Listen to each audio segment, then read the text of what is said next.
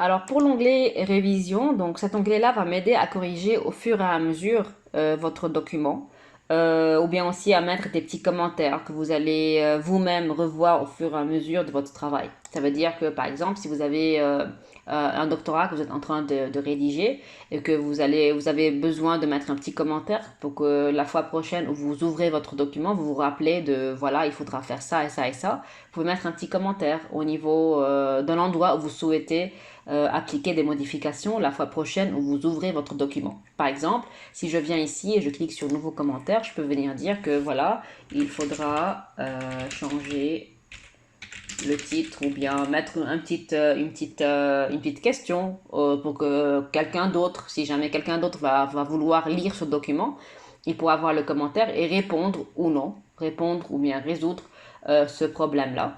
Et vous pouvez mettre ici, donc supprimer, précédent suivant, passer au précédent commentaire ou bien au suivant commentaire s'il y en a plusieurs. Vous pouvez ici mettre les suivis des modifications pour voir un petit peu qu'est-ce qui s'est passé au fur et à mesure des modifications qui ont été faites.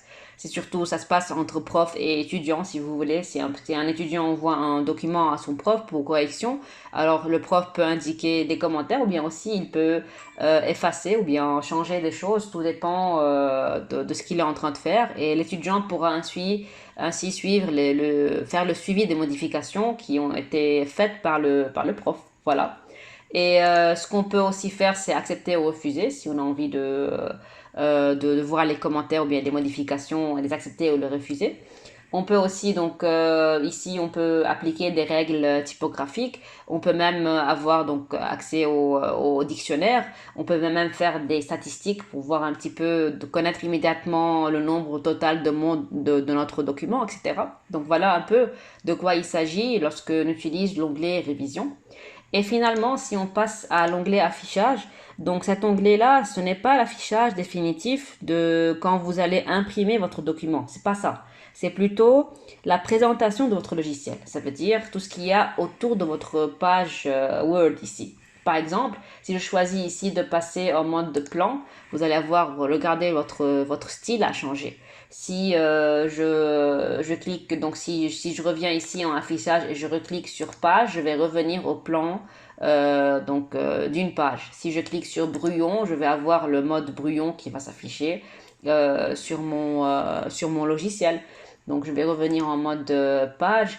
Je peux faire paraître le quadrillage ou bien l'enlever. Je peux faire paraître le volet de navigation ou l'enlever. Je peux faire paraître la règle ou l'enlever, etc. Je peux aussi organiser plusieurs fenêtres qui vont s'ouvrir en même temps sur Word. Je peux demander de faire une organisation qui est assez particulière.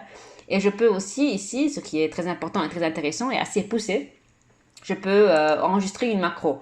C'est quoi une macro? C'est un texte de code de programmation.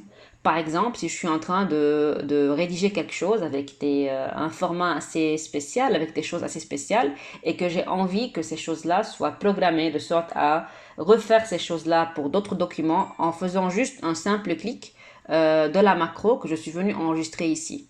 Donc c'est un peu comme Excel où il y a aussi ce qu'on appelle VBA, donc Visual Basic c'est Visual Basic appliqué pour le A. Et c'est pareil ici, sauf que c'est dans Word. Juste pour vous montrer à quel point on peut aller vraiment assez loin en utilisant Word.